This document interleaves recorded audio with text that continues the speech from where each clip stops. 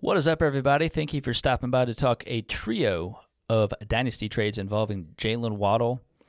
If you want to go ahead and skip to the first of the three deals, not bothered at all, please go ahead and do that. But before I get there, my name is Chu. You can check me out here on YouTube or on Twitter as well at Father Dynasty. Jaylen Waddle, the Dolphins bounced out of the playoffs there. Tua looking rough. I do still think it'll be extended, so no problems there. Plenty of weapons, plenty of offensive firepower there. Believe in the coach. The team as a whole, think they're going to be fine, but a tough way to go. So Jaylen Waddle, 14.2 fantasy points per game, compares apples to apples with Devonta Smith at 14.2 fantasy points per game. So fewest games played in his career. Again, this is only his third year, I believe, with 14 games, but also his fewest touchdowns with 4. His next closest was 5. Last season, though, I know he had a tremendous year. It was 8 or 9 touchdowns as well. So, again, I think this is maybe more of a normal year, more of a year kind of on a per-game basis between his first season and what he did his second season. And again, of course, only played 14 games. But like I said, Tua likely extended. Tyreek's still going to be there. Devon Achane, of course, is still there. I believe that the rest of the running backs are going to be there, the main ones. And with how this team looks, I think Cedric Wilson might be gone, the wide receiver. So with how the team is constructed and that sort of thing, I tend to believe, they're going to continue to probably add a weapon or two that are comparable to what they're kind of trying to build with just the sheer speed on that offense. And, it's still a high-flying offense. It's exciting to watch. I think Tua manages it well. It was, again, tough game, tough playoff loss, tough way to go out with how that went. But at the end of the day, for Waddle, he's had a tremendous rookie season, and having a sophomore season, growing on that, having the 8 touchdowns, doing super well. It's tough to see him kind of come back to earth. Again, I don't think it was a terrible season necessarily, but if we're comparing it to last season, yes, it was worse. No qualms about that. It was worse.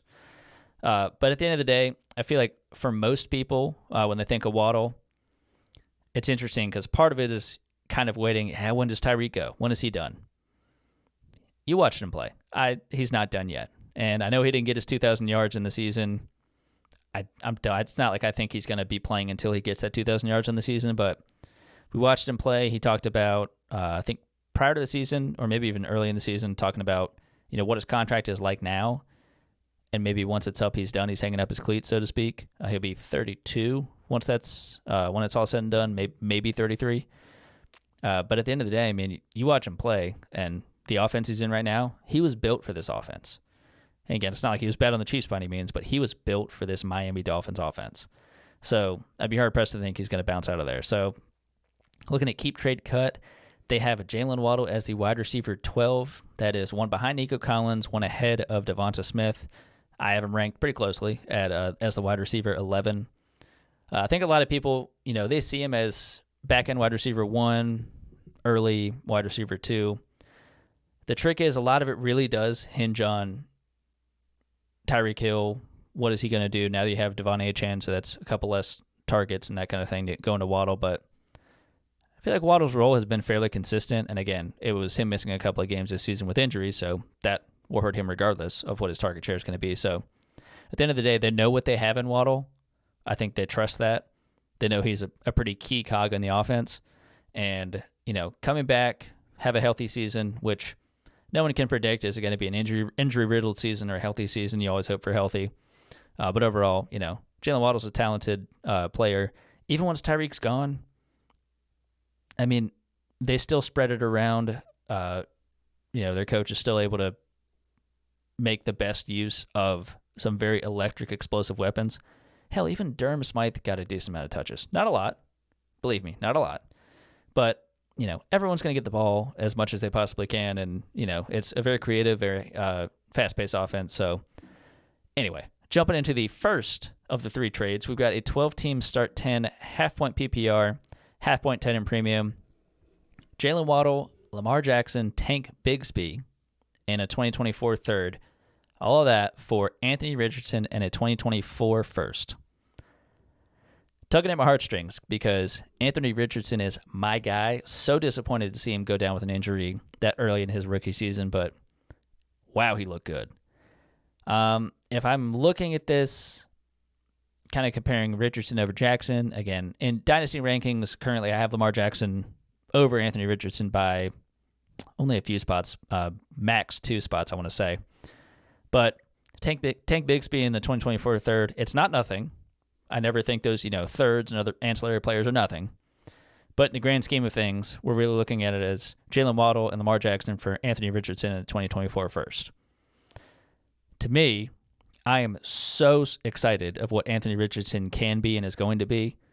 Seeing what their offense was able to be like with Gardner Minshew, and again, another kind of different players, different quarterbacks, but I know Anthony Richardson is going to thrive in this offense. He already did to an extent. So Downs has a full offseason. Pierce is still going to be there. Pittman's going to be staying there, I imagine. Jelani Woods hopefully is going to be back. Big body, tight end, athletic. It's going to be exciting. Jonathan Taylor's already re-upped. They lose Zach Moss, I believe. Probably bring back Trey Sermon if he isn't already staying. Evan Hull is going to be healthy.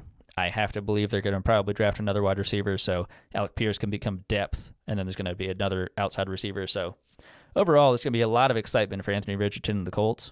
And to get a first on top of that, again, even if it's a mid to late, I still like that. Overall, I like Lamar Jackson in terms of the comfort for him having the new contract. He's got Mark Andrews. He's got Zay Flowers.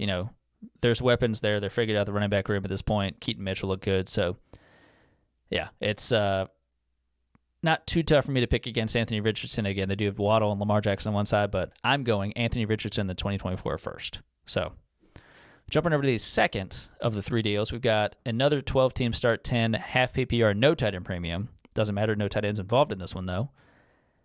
This one's funny. Quentin Johnston and a 2024 first for Jaylen Waddle and Keaton Mitchell. So I know I was just talking about Lamar Jackson and the Ravens and everything there. So